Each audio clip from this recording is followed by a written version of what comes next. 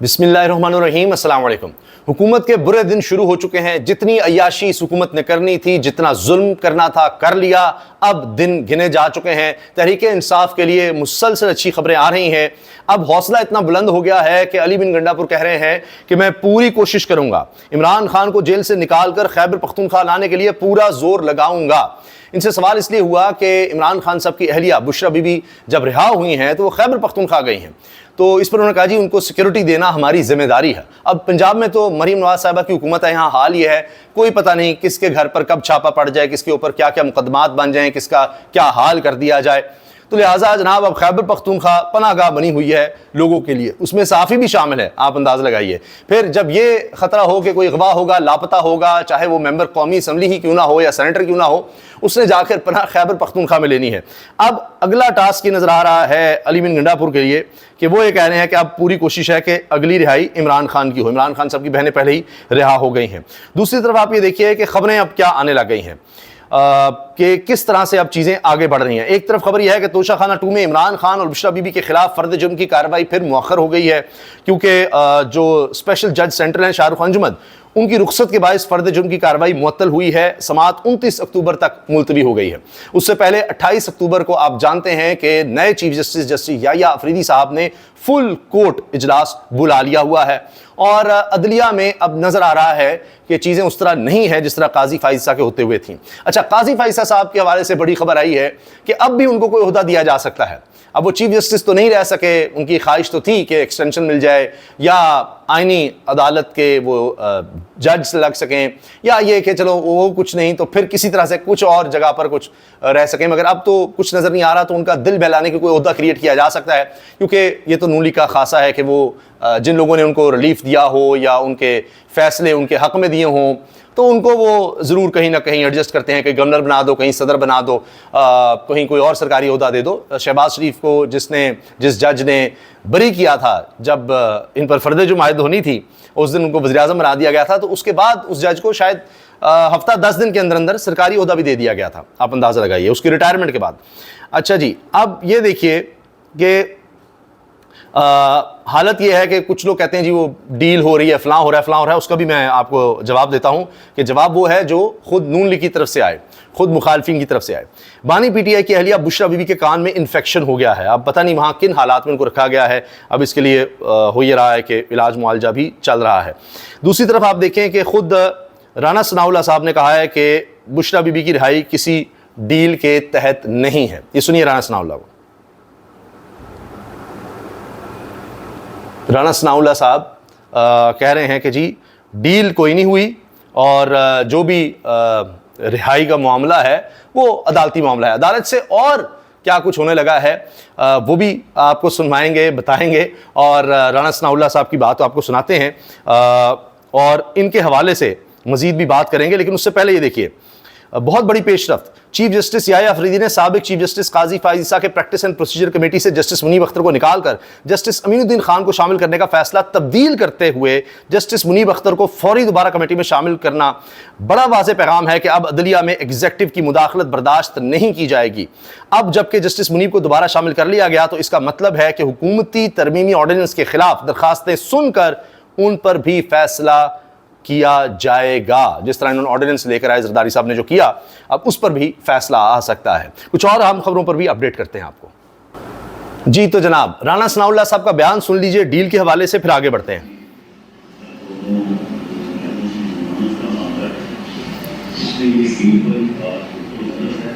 अच्छा, अब ये कह रहे हैं कि इमरान खान की बहनों की रिहाई का मामला या बुशरा बीबी की रिहाई का मामला, इसमें डील वाली बात बिल्कुल गलत है। अगर डील होनी है तो किससे होनी है? हमसे होनी है। तो ये कुछ नहीं, मैं आपको बताता हूँ असल में हुआ क्या है।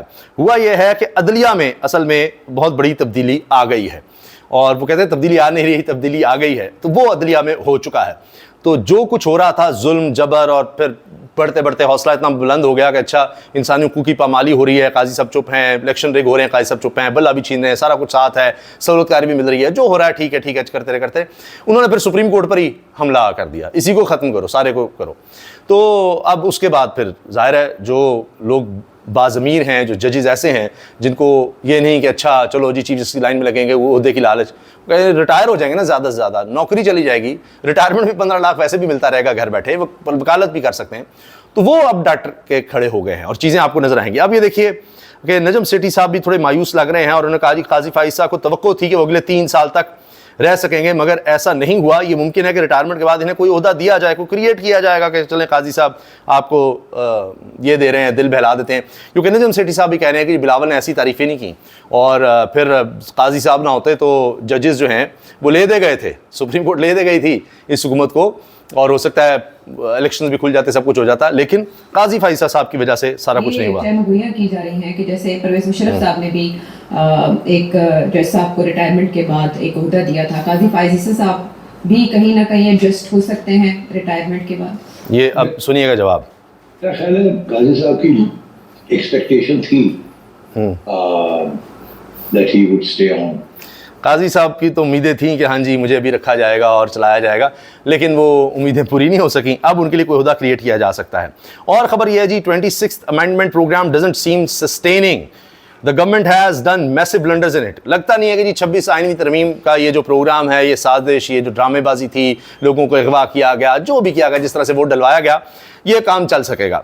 और इसमें इतने ब्लंडर्स किए हैं हुकूमत ने, इतने ब्लंडर्स किए हैं कि ये ठहर नहीं सकेगी। The overall environment of the judiciary giving a sign of change, मैंने आपसे अर्ज किया ना कि जो इस वक्त पूरा माहौल अदलिया का बन गया हुआ है वो तब्दीली का है। काजी फाइसा साहब ने जो बर्बादी कर दी है, अब उसको किसी तरह से बेहतर करने की कोशिश करनी है। ये जो हुकूमत अब 27वीं तरमीम का सोच रही थी कि 26 में जो ब्लंडर्स हैं और जो चीज़ें रह गई हैं वो 27वीं में करेंगे, वो आप भूल जाएं। ये तो 26वीं में भी लेने देने पड़ गए हुए हैं। इंटरनेशनल प्रेशर अलग से है, जुडिशरी को भी नजर आ रहा है कि इस तरह तो सिर्फ जुडिशरी गुलाम बनकर रह जाएगी। और खबर सुनिए, यहाँ तो सुप्रीम कोर्ट से खबरें आ रही थी, अब छुट्टी के दिन, हफ्ते के दिन आप देखिए कि हुकूमत के लिए और बुरी खबरें आ गई हैं कि जिनकी डिग्रियां जाली करा रहे थे, जिसमें सिंध हुकूमत भी शामिल थी। सिंध हुकूमत भी, पीपल्स पार्टी और नून लीग, आप देखिए जो करना है इकट्ठे करना है। वैसे आप देख लें हम अलग पार्टी हैं, हम तो हुकूमत का ऐसा नहीं, हम काबीना में नहीं है, लेकिन जस्टिस तारिक महमूद जहांगीरी साहब जिनका बड़ा ताल्लुक रहा पीपल्स पार्टी से, जेलों में भी गए पीपल्स पार्टी के यानी साथ रहने की वजह से एक दौर में, तो अब वहीं पर उनकी डिग्रियां कराची से जाली करवाई गई। अब क्या हुआ है, जस्टिस तारिक महमूद जहांगीरी के खिलाफ बदनीति पर मबनी मुहिम पर तौहीन अदालत केस समाअत के लिए मुकर्रर। इस्लामाबाद हाई कोर्ट का फुल कोर्ट बेंच 7 नवंबर को 3 अदालत को तौहीन अदालत केस की समाअत करेगा।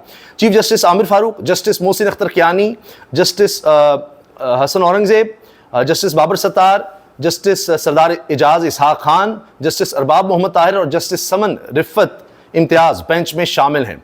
10 अक्टूबर को बेंच की अदम दस्तयाबी के बायस तौहीन अदालत केस की समाअत नहीं हो सकी थी। यानी तमाम जजेस हैं इसमें इस्लामाबाद हाई कोर्ट के, वो खत वाले भी हैं, खुद जस्टिस आमिर फारूक को भी चीफ जस्टिस को बैठना पड़ गया है। सिर्फ इसमें जो तारिक महमूद जहांगीरी साहब हैं वो इसलिए नहीं है कि मामला उनका है तो अपने केस में तो कोई नहीं बैठ सकता। हाँ, काजी साहब होते तो और बात थी, क्योंकि 26वीं आईनी तरमीम में उनके लिए की जा रही थी, दीगर चीज़ें भी उनके लिए की जा रही थी, तो मखसूस नशिस्तों का भी उन्होंने सुनना था, बल्ला छीने का केस भी उन्होंने सुनना था, इलेक्शन कमीशन उसके ट्रिब्यूनल्स का केस भी काजी साहब ने सुनना था, जहां वो खुद डायरेक्ट बेनिफिशरी थे, उन्होंने सारे केस सुनने थे। जबकि वो अपना आखिरी जो फैसला कहें इख्तिलाफी नोट लिख कर गए, उसमें मान लिया कि मुझे 26 आईनी तरमीम का भी पता था, जिसमें वो कह रहे हैं कि जी हाँ जी जजेस वो नहीं सुनने चाहिए थे उनको, जो चीफ जस्टिस की दौड़ में होने थे। उनको कैसे पता लग गया इतने महीने पहले ही किस तरह की तरमीम आने वाली है, जिसमें बेंच होगा और उसमें से यानी एक चीफ जस्टिस को चुना जाएगा।